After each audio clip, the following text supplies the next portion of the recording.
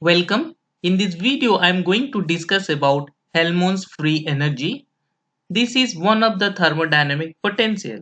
So in this video, I am going to derive it. I am going to discuss about its significance, and then finally we will going to see some of the important relation derived using Helmholtz free energy. So let's start Helmholtz free energy. So how the concept of Helmholtz free energy came?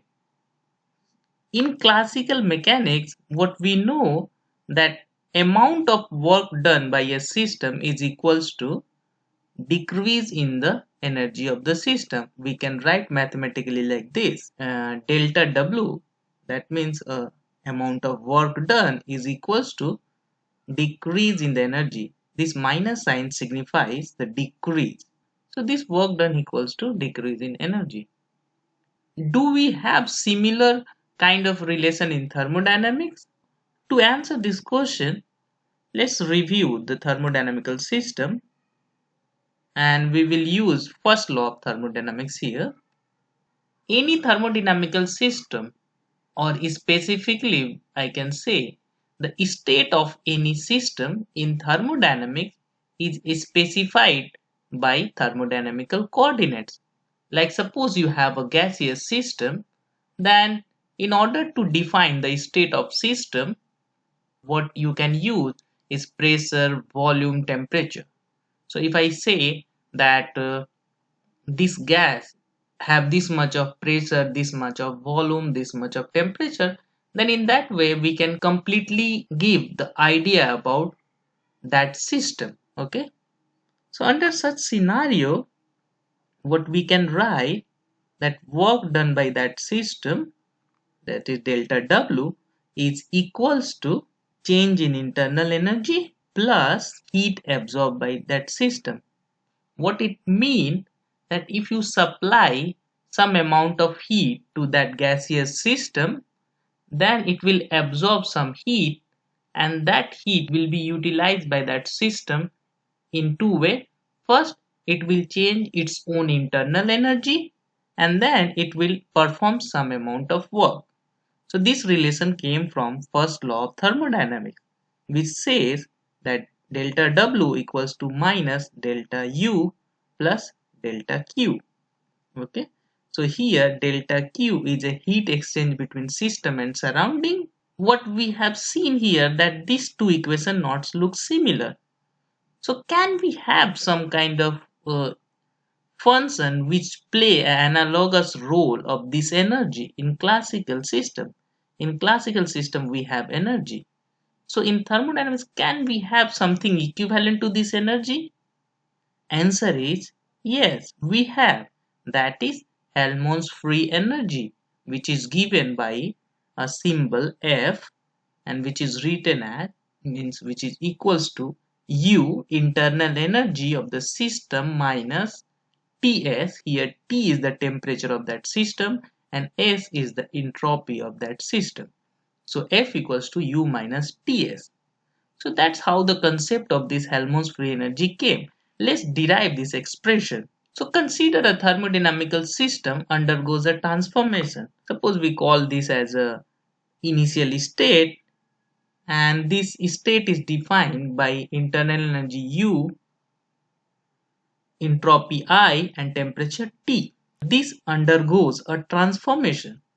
We assume isothermal transformation, which means the temperature will be constant throughout transformation, and initial and final state must have same temperature. Let's say the final state has entropy SF, internal energy UF, and temperature T. And under this transformation, delta W is the amount of work done by the system, and heat exchange is delta Q.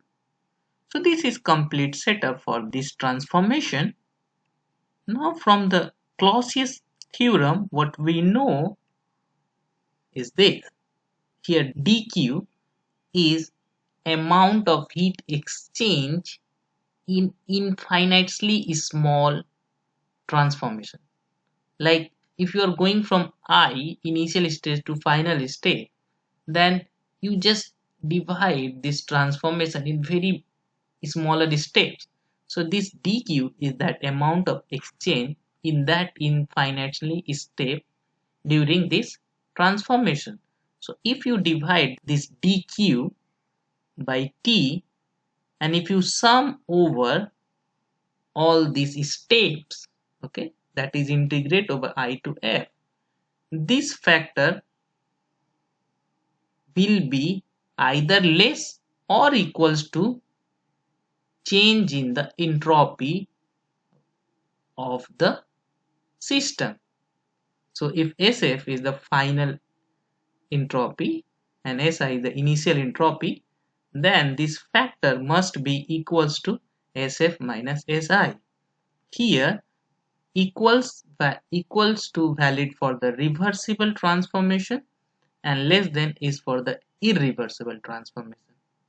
Let me explain what is reversible transformation.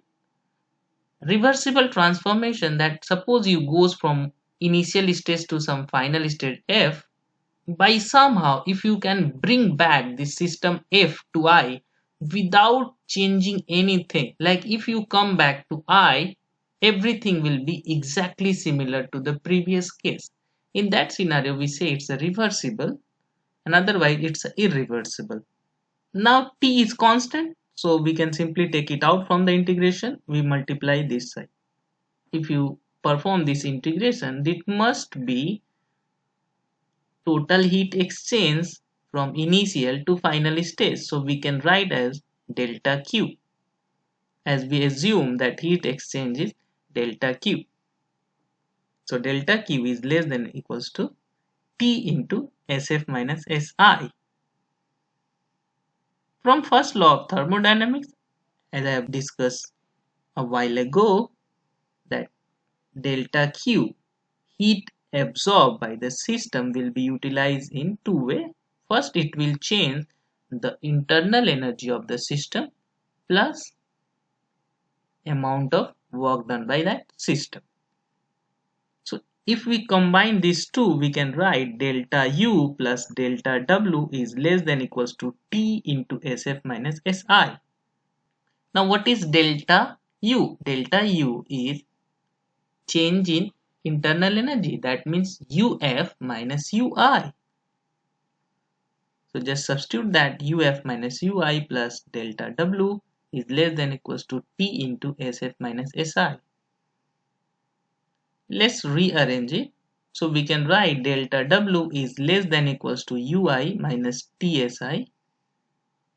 Okay, we have brought these two terms in the right hand side, minus UF minus TSF. Let's introduce one function F, which is equals to U minus TS. This is nothing but Helmholtz free energy. So from this, if we substitute Ui and Si, then this is nothing but Fi. That means Helmholtz free energy in the initial state. Similarly, Helmholtz free energy in the final state can be written as Uf minus TSF. As T is the same for initial and final state, so we are not using any kind of I or F to defining the temperature. Thus, the final relation becomes delta W is less than Fi minus Ff, which is equals to minus delta F. Delta F is change in Helmholtz free energy, which is Ff minus Fi. Now look at this. So this looks exactly analogous to classical mechanics, where delta W is equals to minus delta E. Here it have less than equal to because we have considered two processes, irreversible and reversible. So what we can say from this relation?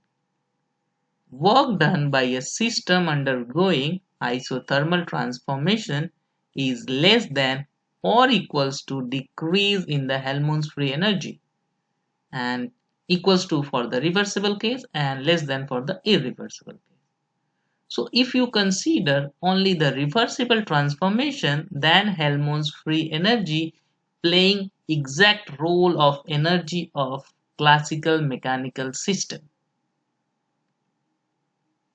So if somebody will ask you to just define Helmholtz free energy, then you can just start with writing this expression that Helmholtz free energy is given by internal energy minus temperature into entropy, and it signifies by this work done, and then you can write this statement and so on.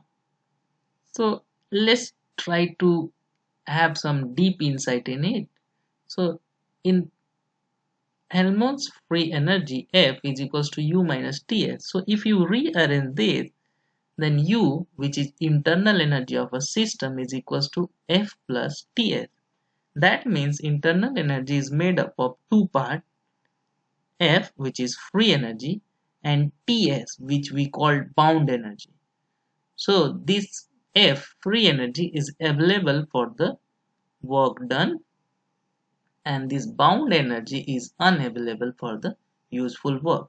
So suppose your system have some amount of internal energy, that means this energy can be utilized partially for the work done, and partially energy cannot be used for the work done. Now, as I started with the point that Helmholtz free energy is a thermodynamics potential, let's see how we can understand this point. So in classical mechanics, what we know that potential energy of a system is minimum. Okay. So if you have any classical system, then your system try to be in a state which have minimum potential energy. Now we try to look same thing in the thermodynamical system. Okay. Let's assume a thermodynamical system like gaseous system. So we have PVT system, we call it. And this system undergoes a isothermal transformation. As we have seen, we have derived this free energy for the isothermal transformation, and it is kept inside an enclosure. So you can assume any kind of box whose wall are rigid, means the wall cannot move, but diathermic, which means it can exchange heat. So like this, and it has some piston, but piston is not moving. So this gas is trapped inside. So wall can exchange heat with the outside, but nothing is moving. So if nothing will move, then the volume of the gas is constant, right? So in PVT system, the work done is equals to pressure into change in volume. But as volume will not change here because this is rigid, so work done equals to 0. Thus, we know that delta W is less than equals to minus delta F. So now this delta W is 0 because there is no work done in such scenario. So if you substitute delta F, which is FF minus FI, what we can see, FF is less than equals to FI. The Helmholtz free energy in the final stage is always less than equals to Helmholtz free energy in the initial state, which means Helmholtz free energy in final state can never exceed that in the initial state for isothermal and isochoric transformation. Okay, isothermal means there is no change in temperature, isochoric means no change in the volume. Your system try to be always in that stage where this Helmholtz free energy is lower. So the minimum free energy means stable state of equilibrium. Thus, this Helmholtz free energy is a thermodynamics potential for a particular case of transformation where temperature and the volume is constant. Okay.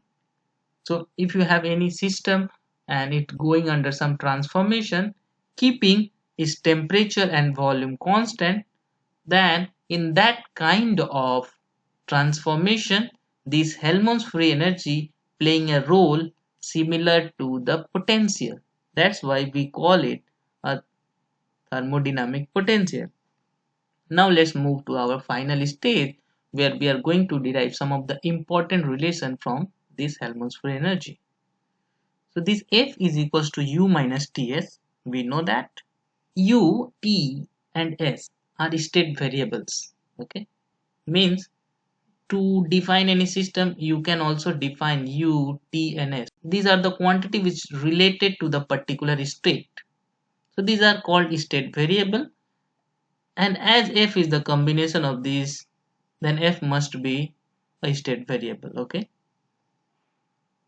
now suppose your system undergoes a very infinitely small transformation. Then if I'll ask you how much is the change in Helmholtz free energy, then you can simply write just by differentiating it. So dF equals to du minus TdS minus SDT. Let's look at one point. From first law of thermodynamics, dQ equals to du plus PdV. PdV is the work done, so dW is nothing but PdV for the PVT system. And from the second law of thermodynamics, we know that TdS equals to dQ. So if you combine these two laws, we can write TdS equals to du plus PdV. So we utilize this and we substitute here. We can get dF equals to minus PdV minus SDT. Let's call it relation 1. What we have seen from here that F is a dependent variable which depend upon change in volume and change in temperature, which means V and T is the independent variable. These two variables we can tune independently from the outside. So F is dependent variable and V and T is the independent variable. So we can simply write F as a function of temperature and volume. So from this relation we can also find this change in F. So change in F is dF is equals to rate of change of free energy with temperature at constant volume into dt plus rate of change of free energy with respect to volume at constant temperature into dV. Okay, we can write this to this. So now we have two different equation which gives the value of dF. So we can simply equate it, and if you equate it or compare it, what you will find that P equals to minus del F del V at constant temperature. Similarly, you can write entropy is equals to minus del F del T at constant volume. So if you know this free energy, you can easily calculate the other parameters like pressure and entropy. So you can get complete information about the thermal property. Okay.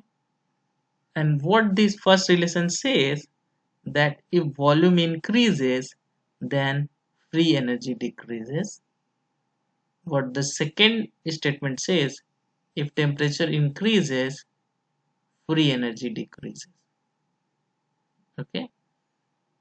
So hope these derivations and this all formula are clear to you. So I'm stopping here. See you. Thank you.